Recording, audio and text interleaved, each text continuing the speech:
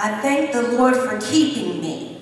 Been through the storm, yet and still I see that God has an even greater plan for me.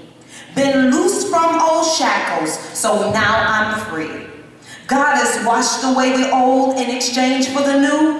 I have lost everything, but He has carried me through.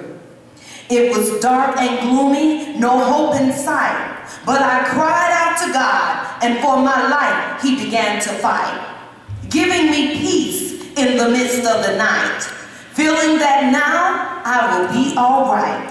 I heard it is always darkest before the light. I have come through the storm, the floods and the rain, feeling in my heart the deepest kind of pain, realizing that nothing will ever be the same. To tell you the truth, I should be insane, but to my rescue, Jehovah Sabaoth came. No one wants to experience loss.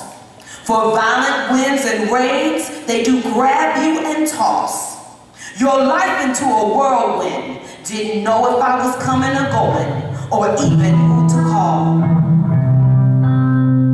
Why did I make it when so many did not?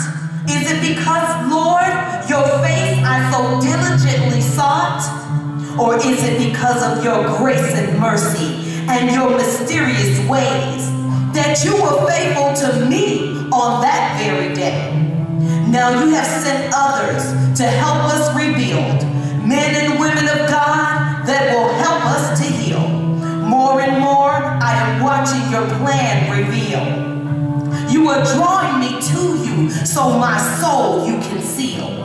God never said that storms won't come, but I am planting my hope on Jesus, the rock, the sun. No longer will tempestuous winds come and blow us away. My heart is now grounded, and I will no longer be led astray. I will be like a tree, not planted